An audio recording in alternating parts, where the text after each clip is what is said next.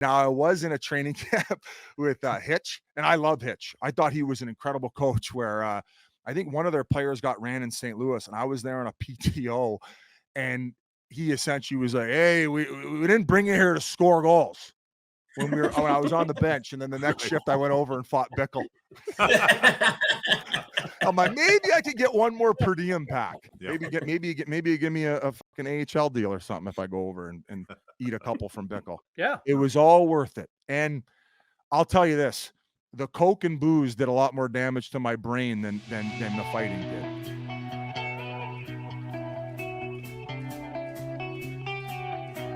I was actually somewhat of a decent player coming up. I was a defenseman, and you get to certain levels of pro hockey where those skills don't translate as much as other guys. Like the world-class talent out there is the bar is here, and I don't think, regardless of how hard I tried, I don't think it would have ever gotten there, because there's got to be an element of God-givenness.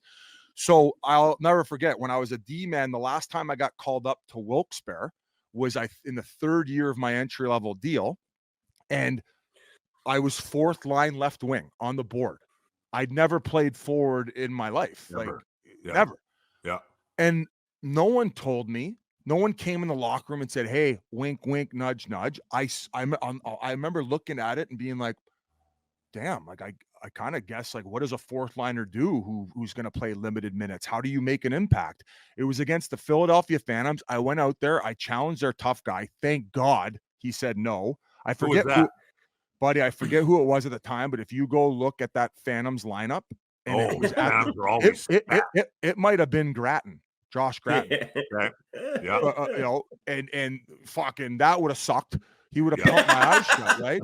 Yeah. But I remember asking a few guys. They said no. We ended up winning the game, but I'll never forget the admiration I got from guys in the team being like, hey, I know you didn't go, but great job. They were thinking about you a little bit. But then that year and then the next 2 years, I was fighting at the pace that Rempe's fighting now. And I was fighting guys in the American League who were like juicing up. Like that was not even tested for back then. And it was probably a tougher league than what the NHL is now. I fought back-to-back years. Not probably. Exactly. It was. So back-to-back years in the American League, I fought over 30 times, sometimes twice in a game. And I was getting fucking bambied by Jeremy Yablonski. So yeah, there's a the concussion conversation wasn't as predominant back then. When I got bambied, I would skate to the penalty box because I didn't want to give that upper hand, and there was no baseline test. I wasn't going down the tunnel for evaluation, and you kind of just dealt with it. And yeah, we're told that there's going to be long-term effects from it, but nobody was telling me to do that. And I knew that if I wanted to make it to the NHL, that was more than likely going to be the only impact I could make in the lineup to get there. And that was a decision that I made, the same that Matt Rempe is making.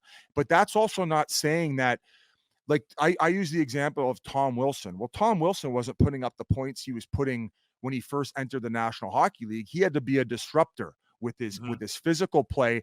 And as time progressed, he developed those skills, and he probably gets way more time and space out there as a result.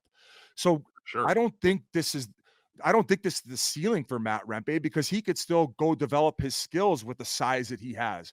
But the entrance to the league that he's made, if he wants to do it that way and make the impression he's made, every single team knows who Matt Rempe is now.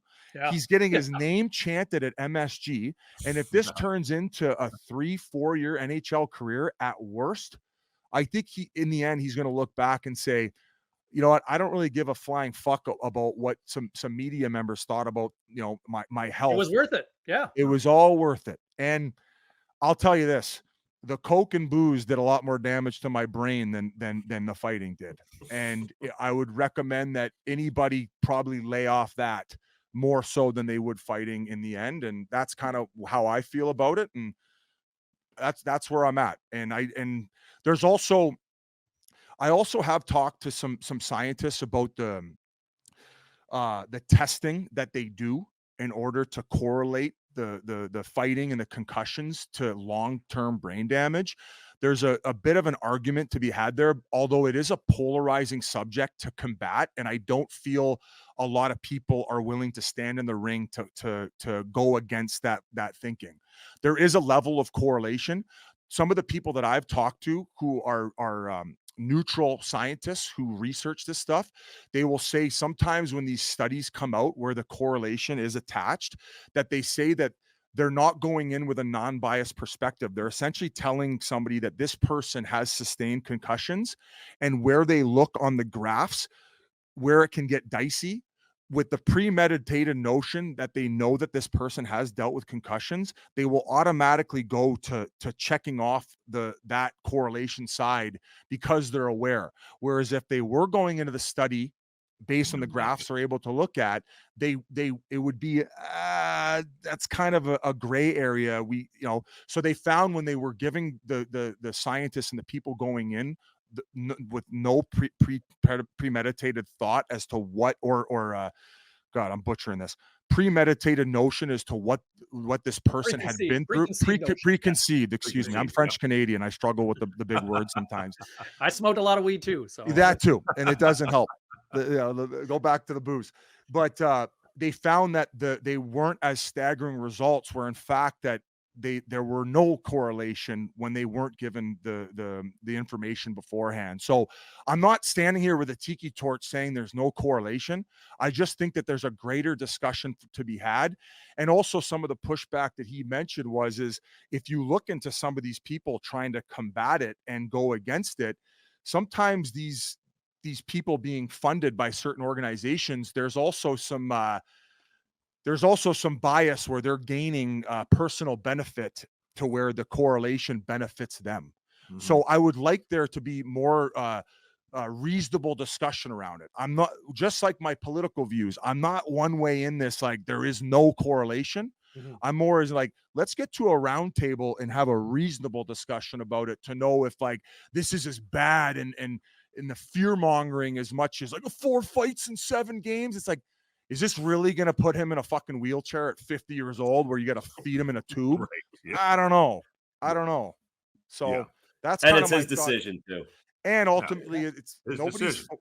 Fuck. He had to beg the coach to go Revo against him. Yeah. I mean, George Peros is a Harvard grad, and he opted to. It was more lucrative to be a tough guy in the NHL than it was to be, a high-priced lawyer or accountant or whatever, right? Like, yes. Not one coach ever said you're going out there and fighting. Like Tippett was awesome, where he didn't even sometimes say, "Hey, we don't need anything here. We don't want to give up momentum," or "Hey, leave it alone tonight." Where I don't want to. I'm taking the coach's direction. Now I was in a training camp with Hitch, and I love Hitch. I thought he was an incredible coach. Where I think one of their players got ran in St. Louis, and I was there on a PTO, and he essentially was like, "Hey, we didn't bring you here to score goals." When I was on the bench, and then the next shift I went over and fought Bickle. I'm like, maybe I could get one more per diem pack. Like once again, like, am I looking back? If I didn't want to fight, I could have turned around and said, "Fuck you, Hitch, you go fight him." Yeah. But I was like, "Oh, okay, all right, let's do it." Yeah. Maybe give me a fucking AHL deal or something if I go over and eat a couple from Bickle.